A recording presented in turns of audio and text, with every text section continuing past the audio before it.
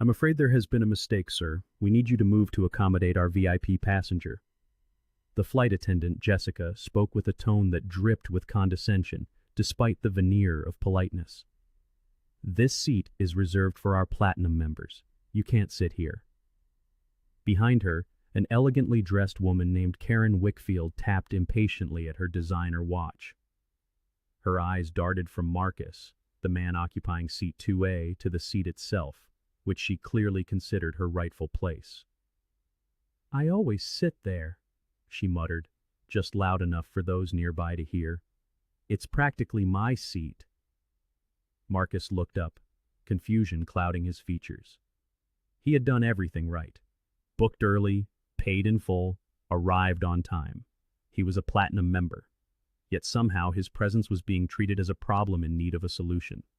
Calmly, he reached into his wallet and produced a sleek, metallic card. "I am a platinum member," he stated evenly, "and this is my assigned seat." The flight attendant's smile tightened. A flicker of surprise crossed her face, quickly masked by a renewed determination. "I understand, sir, but this particular seat is typically reserved for—" She paused, gesturing towards Karen. "A more frequent flyer. A regular." The implication was clear. Regardless of his status, Marcus didn't belong. Passengers began to notice. Whispers rustled through the cabin. Phones slowly, discreetly, began to emerge. What the flight crew didn't know was that this simple act of discrimination was about to change everything. Not just for them, but for the entire airline, because the man they were underestimating held their very fate in his hands. Marcus wasn't just any passenger. At 42, he was Marcus Richardson, the founder and CEO of Rytech Solutions, a $2.8 billion AI company specializing in customer service technology. His software, ironically, helped companies identify and eliminate the very kind of bias now unfolding before him. His story began long before his success. Growing up in South Chicago, he taught himself to code at age 11 on a secondhand computer. When he was 16, his father was killed in a senseless act of violence. Standing at his father's grave, young Marcus made a promise that would define his life. He would build a world that forced people to see each other as human beings first. That promise fueled 2 decades of relentless work, starting a company in a tiny apartment where he coded for 18 hours a day. Earlier that day, airport security cameras had captured Marcus patiently helping an elderly woman with her luggage. He held doors for strangers and thanked every service worker by name. Not because he was being watched, but because that was who he was. Humble, despite his success. Kind, despite his power. Now, he was on his way to deliver the keynote address at the Global Ethics and Technology Conference, flying with Skylux Airlines, the supposed epitome of luxury, where a first-class ticket cost more than a month's rent. But behind its polished exterior, Skylux was struggling. Their systems were outdated. Their service rankings had plummeted, and they were desperately pursuing a partnership with a major tech firm to save their brand. They needed this deal, badly. What the crew didn't realize was that the CEO of the very company they hoped would save them was sitting in seat 2A. Jessica Miller, the flight attendant, had been with Skylux for 8 years. She prided herself on knowing the regulars, and Karen Wickfield's generous tips helped pay her mortgage. "Sir," she said, leaning toward Marcus, "we have a platinum member who always sits in this particular seat. Would you mind moving?" Her polite tone carried an undercurrent of command, an assumption of compliance. Marcus looked up from his tablet. "I'm sorry," he explained calmly, holding up his boarding pass, "but this is my assigned seat. I'm also a platinum member." Karen, still standing in the aisle, sighed dramatically. "I always sit there on this route. It's my seat." The situation was growing tense. Jessica shifted her weight, glancing nervously between the two passengers. "Sir, perhaps you'd be more comfortable in another section," she suggested, the implication being that she was not offering another first-class seat. "No, thank you," Marcus replied firmly. "I selected this seat for the leg room. I need to work during the flight." Jessica's smile vanished. She nodded curtly and retreated to the front of the cabin.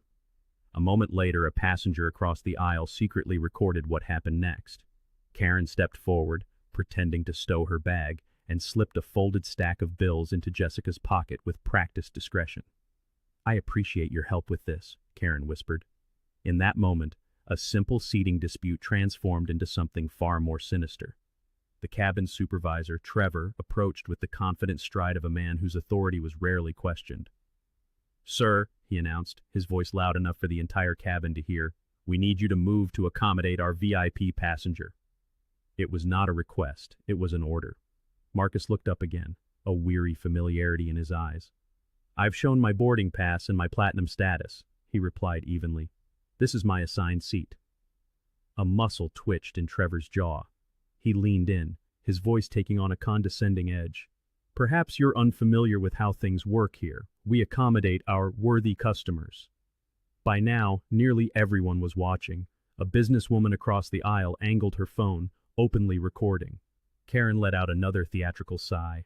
"I have an important meeting. This is ridiculous." A nearby passenger chimed in. "He should get out of the seat. He doesn't even look like he can afford it." Emboldened, Trevor leaned closer to Marcus, his voice a low threat. "Sir, we can do this the easy way, or we can make it difficult. Your choice."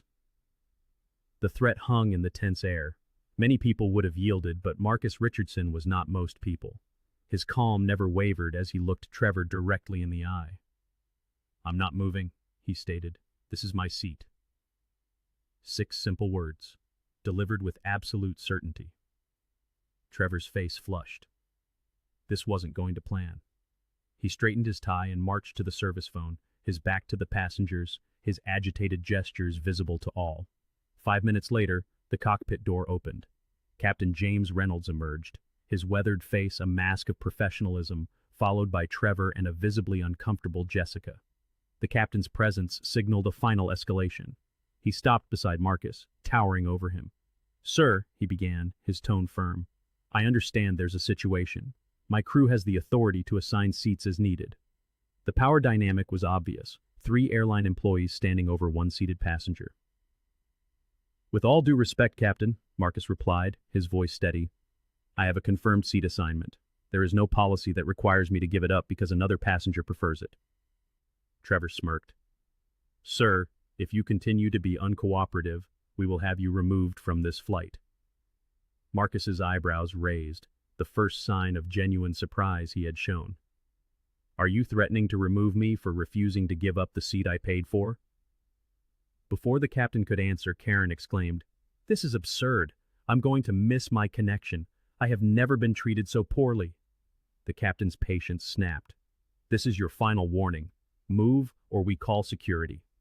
At that moment, Marcus slowly reached into his jacket, withdrew his phone, and began recording. "I want to be clear," he said, his voice calm as he panned the camera across their faces. "I am being threatened with removal because I won't surrender my assigned seat." Trevor lunged for the phone. "Recording is not permitted," he snapped. Marcus pulled it back. "Actually, there's no federal law against it unless it interferes with crew duties. I am simply documenting this for my protection." The next sound was the heavy tread of 2 airport security officers boarding the plane. The cabin fell silent. They followed Trevor's pointing finger directly to Marcus. "Sir," the first officer said, "we've been informed you need to be removed from the aircraft." Marcus maintained his dignity. "I'd like to understand which airline policy I'm violating. I am sitting in my assigned seat with a valid boarding pass." The officers exchanged an uneasy glance. "Sir, you need to gather your belongings and come with us," the second officer said, avoiding the question. Marcus looked directly at the captain. "Am I being removed for creating a disturbance?" "Yes," the captain replied, the words sounding hollow even to himself. With quiet dignity, Marcus stood and collected his things. A smug smile played on Karen's lips as she watched him being escorted away. Her seat now. "Serves him right," a voice muttered. "He didn't do anything wrong," called another. As Marcus passed Trevor, he saw Karen slip another bill into the supervisor's pocket. "Thanks for handling that," she whispered, her voice captured by several phones. "First class should have standards."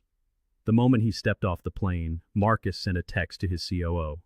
"I was just removed from the flight. They picked the wrong person to humiliate." His voice was firm as he spoke into his phone. "Sarah, it's Marcus. I need you to assemble the legal team." The security officers lingered nearby, their certainty dissolving into doubt. "Sir," one said, approaching hesitantly, "I believe there may have been a misunderstanding. The report says you were disruptive, but witness statements don't corroborate that." "There was a misunderstanding," Marcus replied coolly, "but not on my part." The officers, realizing they had been used, made a hasty retreat. As Marcus dictated a detailed voice memo of the incident, a young woman approached him, the passenger from across the aisle. "Excuse me, sir," she said, her voice trembling with indignation. "I couldn't just sit there. I recorded everything." She held up her phone, displaying clear footage of the entire confrontation, including the moment Karen bribed Trevor.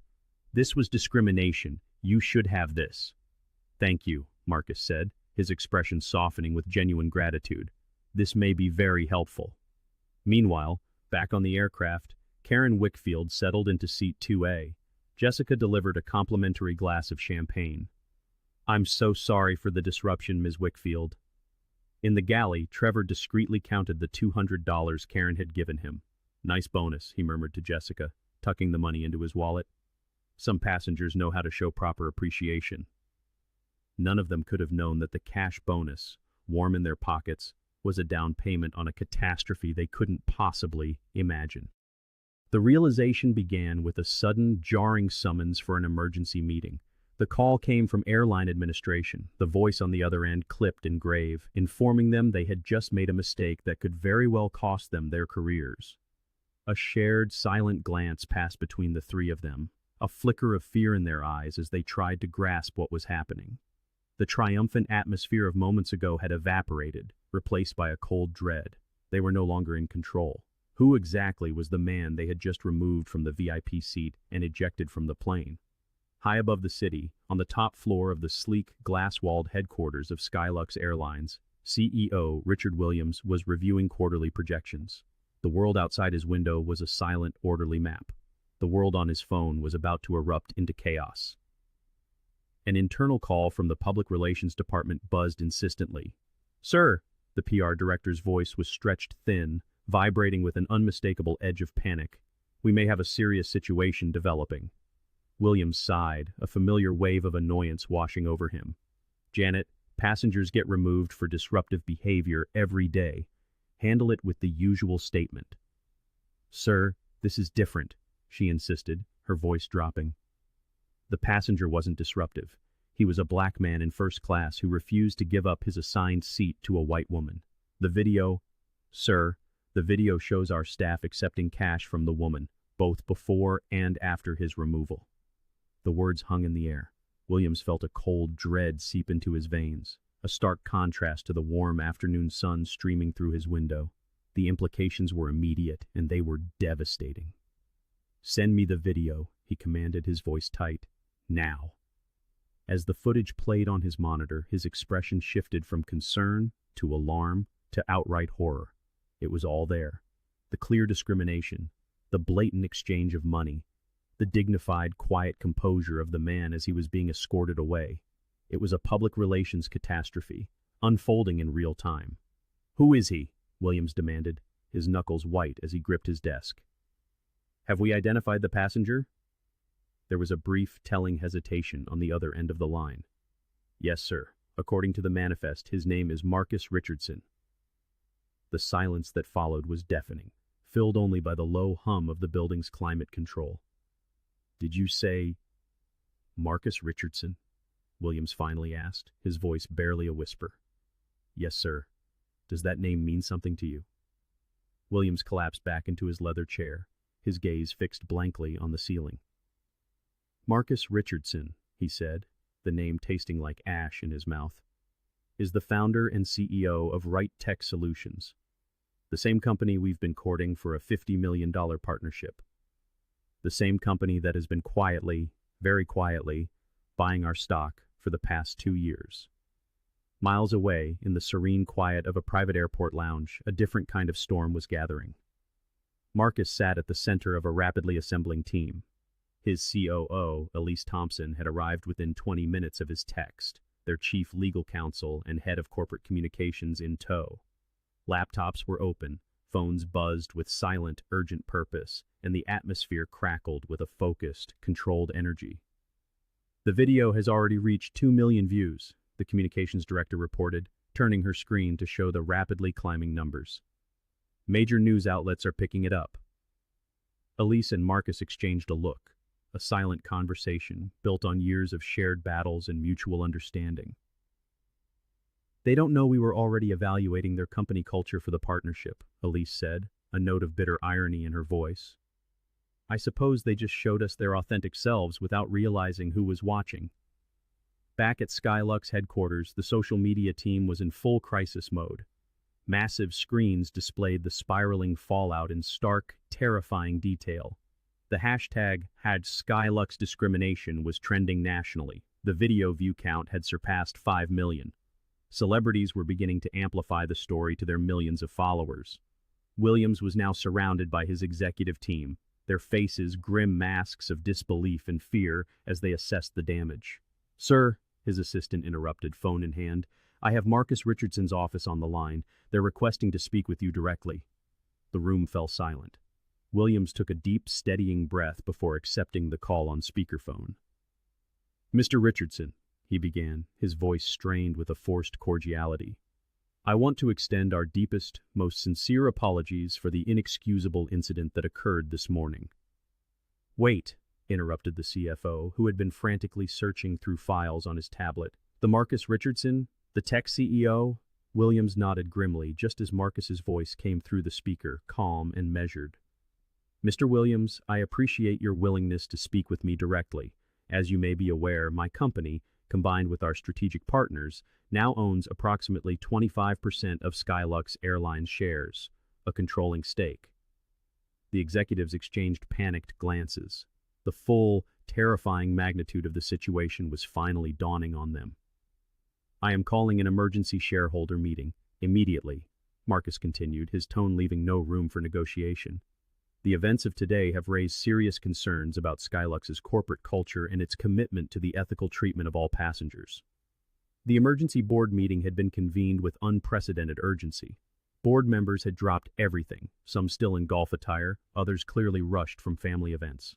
The tension in the room was suffocating as they awaited the arrival of the man who now held the fate of their company in his hands. When Marcus Richardson finally entered, the effect was immediate and electric. Conversations ceased mid-sentence. Every head turned. Despite the day's ordeal, he carried himself with the quiet confidence of a man who knew exactly who he was and what he was worth. He wore the same suit he'd been wearing when he was removed from the plane, a subtle, powerful reminder of why they were all there. Behind him walked his executive team, Elise Thompson, their legal counsel, and two others whose presence would soon prove crucial to the transformation that was about to begin. As Marcus took his seat at the head of the table, Williams used a remote to dim the lights and activate the massive screen at the front of the room. The video began to play, crystal clear and devastating. Every moment was captured: the initial confrontation, the flight attendant's condescension, the captain's weak justifications, and most damning of all, the crisp bills changing hands. When the footage ended, the room remained silent for a full 30 seconds. Several board members found they could not meet Marcus's gaze. Williams cleared his throat, his face ashen. Mr. Richardson, again, we want to express our deepest apologies for the inexcusable treatment you experienced. This behavior does not reflect the values of Skylux Airlines, and I'm not interested in apologies, Marcus interrupted. His voice was calm, but the bluntness of his response sent a visible ripple through the room. Board members shifted uncomfortably in their leather chairs, a dawning awareness that standard corporate damage control would not suffice. As your largest individual shareholder, Marcus continued, I have one demand and one decision. First, every staff member involved in this incident is terminated, immediately. Second, I am canceling the proposed $50 million contract between my tech company and this airline. Williams glanced nervously at the other board members. Mr. Richardson, while we certainly understand your frustration, perhaps we could consider suspensions. Some of these employees have been with us for many years, and there are union agreements to consider. This is not a negotiation, Marcus stated, placing his hands flat on the polished table. It's accountability. That, or I pull my investment and the contract we were considering. The implications hung heavy in the air. 25% of their stock suddenly dumped on the market would be catastrophic. The loss of the modernization contract would set them years behind their competitors. As if on cue, the boardroom doors burst open. A young financial analyst rushed in, tablet in hand, forgetting all protocol in his urgency. "Sir," he announced breathlessly, "news of the incident is already affecting our stock price. We're down 12% and falling. Analysts are predicting a possible 30% drop by closing if we don't take decisive action." Williams looked from the plummeting red line on the tablet to the unyielding expression on Marcus's face. The reality of his situation became painfully clear. This was no longer about a single incident. It was about the very survival of the airline. The company would collapse without Marcus. If he pulled out, other investors would follow, triggering a freefall into bankruptcy. The very man they had cast off their plane now held the fate of their entire world in his hands. 3 floors below, in a sterile conference room devoid of any comfort, Trevor, Jessica, and Captain Reynolds sat in a heavy, anxious silence. They had been summoned without explanation, though the growing whispers throughout the company had filled them with a sense of foreboding. At precisely 4:30 p.m., the HR director entered, accompanied by the company's legal counsel and 2 security officers who positioned themselves discreetly by the door. The presence of security was not standard procedure. It signaled something far more serious than a disciplinary meeting. "I'll be direct," the HR director began, placing 3 identical folders on the table. "Your employment with Skylux Airlines is terminated, effective immediately." The statement landed like a physical blow. Jessica's hand flew to her mouth, stifling a gasp.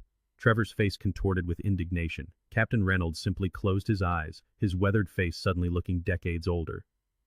"You can't be serious." Trevor was the first to recover, his voice rising. "We were just following procedure. That passenger was being difficult, disrupting the boarding process." The HR director's expression remained impassive as she opened her laptop and turned it toward them. The now viral video began to play. Trevor's condescension, perfectly captured. Jessica's visible discomfort. The captain's abdication of responsibility. But it was the clear shot of the passenger Karen slipping money into Trevor's pocket.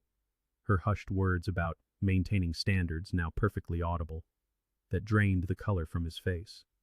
Was accepting a cash bribe from one passenger to discriminate against another part of company procedure?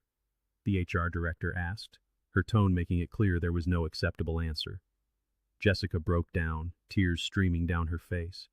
"We made a terrible mistake," she whispered. "I knew it was wrong. I knew it, and I didn't stop it." Captain Reynolds, a man who had navigated literal storms, seemed unable to weather this one. "I was trusting my crew's assessment," he offered weakly. "I didn't personally witness the initial confrontation." "You all failed in your responsibility today," the HR director stated firmly. "Not just to this company, but to basic human decency. The passenger you removed was Marcus Richardson, CEO of Right Tech Solutions and our largest individual shareholder." The revelation hit them like a second, more powerful blow. Jessica's sobs intensified. Trevor's face, previously flushed with anger, was now a ghostly white. "You will be escorted to collect your personal belongings and then to the exit," the HR director continued. "Your final pay will include 2 weeks' severance, which is more than generous under the circumstances." As they were led from the room, the 3 former employees experienced what Marcus had felt only hours earlier, the deep humiliation of being escorted out while others watched. The symmetry was both perfect and devastating. Meanwhile, in the main auditorium of Skylux headquarters, hundreds of employees had gathered for an unprecedented all-hands meeting. The CEO stood on stage, flanked by Marcus Richardson and his team. "Today, Skylux Airlines failed one of our passengers in the most fundamental way," Williams began, his voice carrying through the hushed room. "And this failure was not an isolated incident. It was a symptom of systemic issues that we must address immediately and comprehensively." He gestured to Marcus, who stepped forward. "Before returning to service," Williams continued, "every single employee of Skylux Airlines will undergo comprehensive bias training. This program, developed by Right Tech Solutions, will become a permanent part of our onboarding and continuing education." Murmurs spread through the crowd as the magnitude of the announcement sank in. A company-wide training program would cost millions and disrupt operations for weeks. Marcus then addressed the employees directly, his voice carrying the weight of both personal experience and professional authority. "This isn't about punishment," he explained. "It's about transforming a culture. What happened to me today wasn't just wrong because I happen to be a shareholder. It would have been equally wrong if I were a teacher, a doctor, or a student traveling home for the holidays. The employees listened in silence, many nodding in agreement, others looking down in shared embarrassment for what had been done in their company's name. Starting tomorrow, the CEO announced in the final, powerful moment of the meeting, Skylux Airlines will implement a company-wide grounding. Every flight, every route, every service will be suspended for 48 hours while our entire staff participates in the first phase of this program. Audible gasps echoed through the auditorium.